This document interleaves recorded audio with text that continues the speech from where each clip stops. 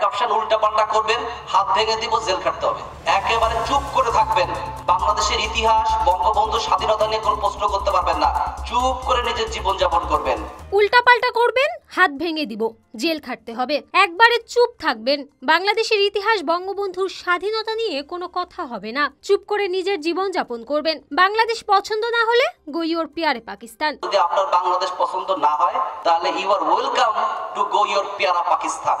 এমনই তিনটি অপশন দিয়েছিল তৎকালীন সরকারের বিরোধী জনসাধারণকে। 3 অপশন খ্যাত কুষ্টিয়ার সাবেক সেই এমপি তানভীর আরাফাত গ্রেপ্তার। কুষ্টিয়া জেলা বিএনপির কর্মী সুজন মালিথা হত্যা মামলার প্রধান আসামি এবং 3 অপশন খ্যাত কুষ্টিয়ার সাবেক পুলিশ সুপার SM তানভীর আরাফাতকে গ্রেপ্তার করা হয়েছে। বৃহস্পতিবার 26শে ডিসেম্বর দুপুরে তাকে কুষ্টিয়া সদর আমলি আদালতে হাজির করা হয়, যেখানে আদালত তার জামিন নামঞ্জুর করে তাকে কারাগারে পাঠানোর নির্দেশ দেন। কুষ্টিয়া মডেল থানার ভারপ্রাপ্ত কর্মকর্তা শিহাবুর রহমান শিহাব এই খবরটি নিশ্চিত করেছেন।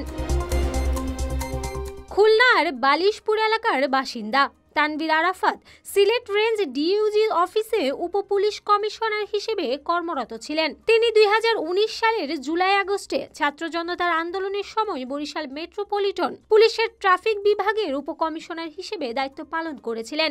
সেই সময় সাংবাদিকদের উপর হামলার অভিযোগও ছিল তার বিরুদ্ধে। সুজন মালিথা হত্যার ঘটনায় 2019 সালে পুলিশের সঙ্গে কথিত বন্দুকযুদ্ধে তার মৃত্যু হয়।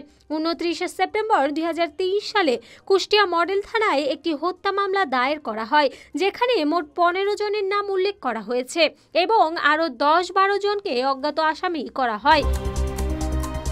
এই মামলায় সাবেক সংসদ সদস্য আব্দুর রৌফও গ্রেফতার হয়েছেন। 2020 সালের 21শে ডিসেম্বর কুষ্টিয়ায় কুমারখালী নাগরিক পরিষদ আয়োজিত একটি সভায় তানভীর আরাফাত প্রধান অতিথি হিসেবে উপস্থিত ছিলেন। সেখানে তিনি বিরোধী পক্ষগুলোর উদ্দেশ্যে 3টি অপশন দেন, যা ব্যাপক আলোচিত হয়েছিল সেই সময়। তিনি বলেছিলেন, 1 উল্টাপাল্টা করলেই হাত ভেঙে দেব, জেল খাটতে হবে। 2 একেবারে চুপ করে থাকবেন, দেশের স্বাধীনতা ও বঙ্গবন্ধুর ইতিহাস নিয়ে কোনো প্রশ্ন করতে পারবেন না। 3 নম্বর অপশন হিসেবে তিনি বলেছিলেন, যদি বাংলাদেশ পছন্দ না হয় তাহলে পাকিস্তানে চলে যেতে পারেন। এই বক্তব্যের কারণে তিনি তীব্র সমালোচনার মুখে পড়েছিলেন, যা তাকে রাজনৈতিকভাবে বিতর্কিত করে তোলে।